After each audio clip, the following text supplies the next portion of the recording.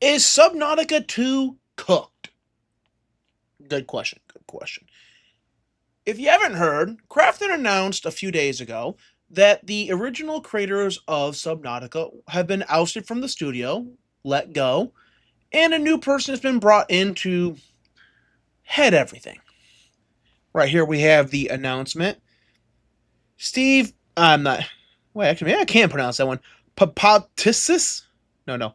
Papoutsis. Gaming industry veteran, has been appointed CEO of Unknown Worlds, where he will oversee the studio's overall management and creative direction. Papoutsis joins the company from Striking Distance Studios, where he currently serves as chief executive officer. That is the studio that makes, or made rather, Callisto Protocol. Pupsis replaces the previous leadership team, Ted Gill, Charlie Cleveland, and Max McGuire. Effective immediately. While Krafton thought to keep the Unknown Worlds co-founders and original creators of the Subnautica series involved in the game's development, the company wishes them well on their next endeavors. Importantly, Krafton is confident that Papalsis, I'm just going to start saying Steve, with decades of experience behind the planning, development, and production of some of the highest rated game franchises. Note he worked on Dead Space 2, which was really good, and continued to work on the Dead Space franchise, but a lot of the games he worked on were not highly rated. Will bring renewed energy and momentum to delivering the long-anticipated Subnautica 2 experiences to fans. Krafton, known for the fan-favorite games like PUBG Battlegrounds and Inzio, is listening to the fan base that has been anxiously awaiting the opportunity to continue their Subnautica adventures. This next chapter for Unknown Worlds is centered around a sustained commitment to an increased focus on delivering the game players expect. There is nothing more important than the gamer experience. Given anticipation around Subnautica 2, we owe our players nothing less than the best possible game as soon as possible, said C.H. Kim, Krafton's chief executive officer. We are thrilled Steve is joining us in our shared commitment at Krafton and Unknown Worlds to deliver Subnautica 2 as a more complete and satisfying entry in the series, one that truly lives up to players' expectations. As part of its oversight, Krafton is committed to achieving regular milestones to assess progress across its creative studios. These reviews, based on clearly defined metrics and targets, will help ensure that games meet both creative and quality standards. This process is essential to delivering the right game at the right time. Unknown Worlds' new leadership fully supports this process and is committed to meeting player expectations. Alright. Before we continue, this is a difference between Asian development and Western development. In Asia, I cannot ever remember the name of the model, but I'm just going to call it Japanese time. What they do is they determine what are the core mechanics they want to get done and what priority does each mechanic have in the game. So you have your primary features, your secondary features, and your tertiary features. Primary features receive the most support. Secondary features have the second most support and can be abandoned if necessary to make sure a primary feature is done. Tertiary are basically if you have time to or want to work on it on your own, you can put it in the game. They're not really important. They're not really part of any real important milestones. They take them and leave it. In the West, they use what's called California time. California time is basically we have a rough idea where we want to go, but nothing is really defined or is loosely defined. There are very weak milestones, if any, and this results in the need to do excessive crunch near launch. Now, they do crunch in Asia too, but Japanese time is a vastly more superior method of game design. It would not be surprising that they were let go because they were just running a absolute clusterfuck of a development. If we look at Below Zero, we can see they put out an extremely woke product that needed a rebooting. It ended up being way smaller than the original game, and the cope has been, oh, it was a DLC, it wasn't its own game. Bull. It's its own game. and it didn't sell as well as the original, so they cut support of it early. Had that game continued to sell as well as the original, it would have continued to grow in size, but they mismanaged the project. So you have mismanagement of Below Zero and likely mismanagement going into Subnautica 2, so they got rid of the three people who were mismanaging the studio. That is the most likely explanation based on what they're saying here. These people were not meeting milestones and they got gone. Remember, NetEase famously said that Western developers, among many things, were woke and lazy. Asian publishers, which Krafton is one, do not tolerate this nonsense. Now, you're probably thinking, okay, that's great. Krafton's an amazing studio. Hold your horses. We're going to get to that point later. But let's finish this first. Krafton puts players at the heart of every decision. That is bullshit. You know what? Let's cut the crap and hop right over here to Krafton's ESG report. MSCI rating. Now keep in mind, I will remind anyone and everyone listening to this, you do not get a good ESG score just by blowing hot smoke up people's butts. You get it by doing actual ESG DEI nonsense. And as we can see, from 2023, BB, 2024, BBB, and now this year they got a double AA ranking.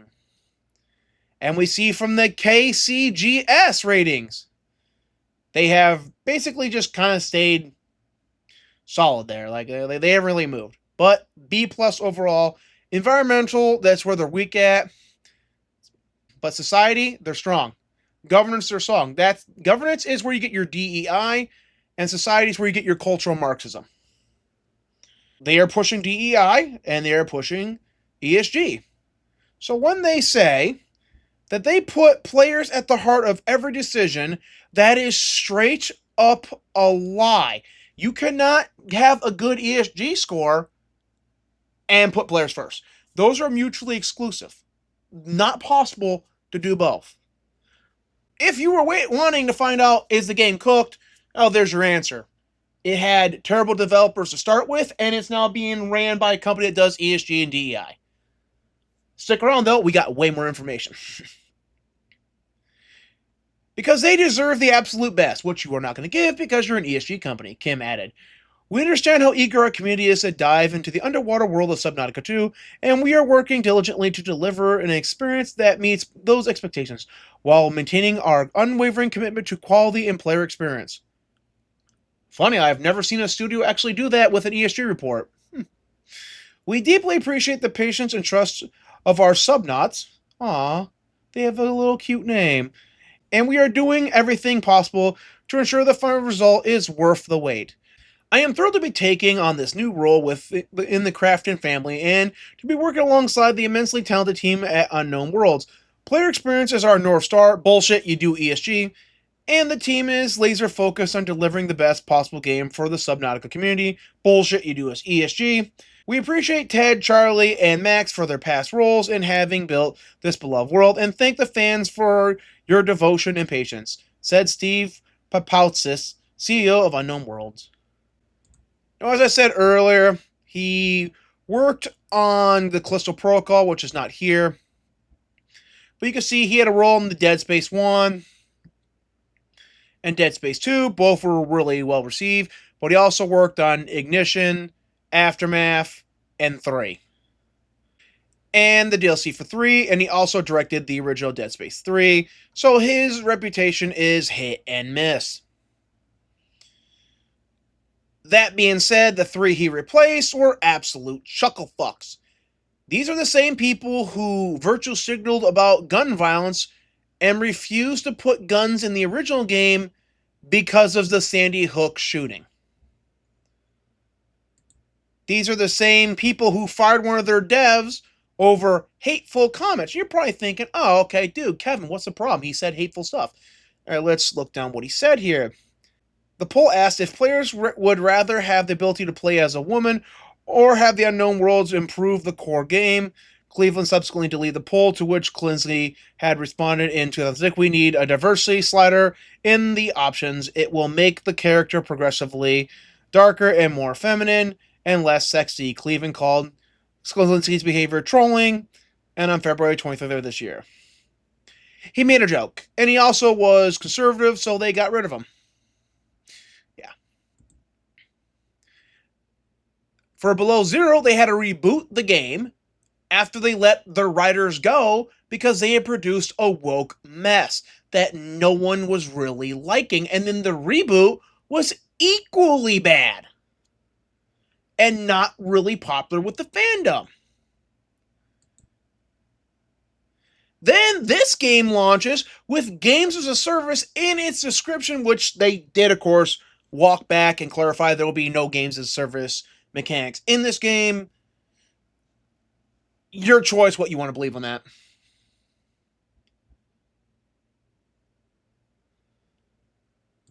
And this is also devs that were caught doing DEI with their character design. Now, as you know, after Smash went after Yorch, not a big fan of his anymore. I believe he really did show his true colors, but his information is good, so we're going to use it. And you can see they put out stuff. We want to unite the world through play by making unique games with a globally represented team. Here's your DEI. We strive to create inclusive experiences through diverse representation of characters, cultures, environments, and more. And we got this whole thing here from their website. At Unknown Worlds, we pride ourselves on being a globally based and represented team. As such, we are committed to diversity as one of our core values. However, we also have the responsibility to ensure our values translate into concrete actions. What games we make, how we make them, and how we hire our people. We pledge to carry out this effort in earnest with an open mind, with the intention to improve this industry for everyone.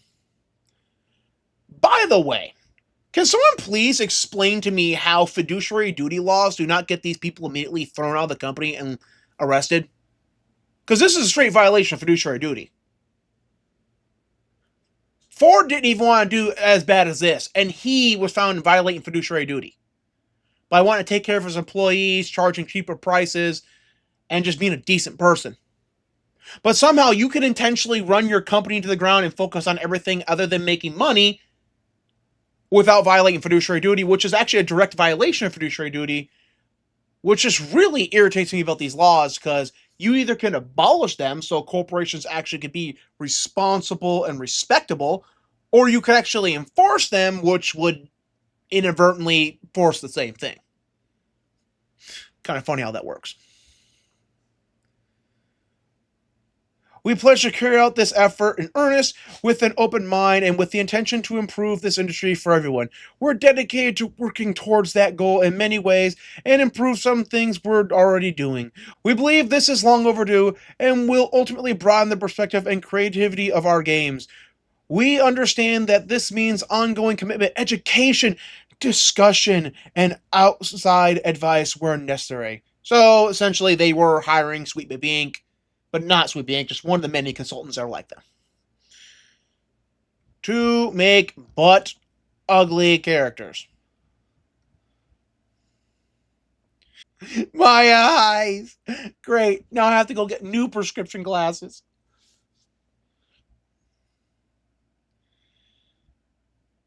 Don't meet every single requirement. Studies have shown that women and people of color are less likely to apply for jobs if they don't meet every single qualification. Basically, you don't need to handhold people. This is kind of ridiculous. No, wait, this ain't kind of ridiculous. This is just straight ridiculous. So don't feel bad that these three are gone. Like, getting rid of these three was a good thing. The problem is you're replacing them with people that do ESG and DEI. One beast for another. Now, we do know Asia is heavily kind of pivoting away from DEI and ESG, but when you have a 2025 rating of go, dude, your website sucks. Stop doing that. AA, really hard to say that you're not just continuing to do the same nonsense. So, should you expect it to be any good? No. Honestly, no. As we know, the Calypso Protocol was kind of a disaster. It just didn't live up to the hype and probably could have used a bit more time in development. And the DLC was just absolutely terrible. I've said this in discussing with people that this kind of strikes me as this is your last chance within our organization, and if you fail here, you're gone kind of job. If he turns Subnautica 2 around, he gets to keep being in the company. If he doesn't, well, goodbye. With 2 months until release, there is nothing significant that's going to be overhauled from when these three chuckle fucks run this game to the ground to when this guy takes over. Maybe we might get better character models, and that's basically it. This game has ultimately been cooked because you had three people running it into the ground, and now you have a person that I doubt they're going to be able to turn it around. Based on their past experience, it just seems unlikely. To top it all off, he's also being shackled by a company that is going to mandate DEI and ESG, and that's really just going to screw him, even if he wants to fix it. It's worth keeping an eye on. Maybe I'm wrong here, looking at all this evidence, but with 2 months to go, there's not much you could significantly change.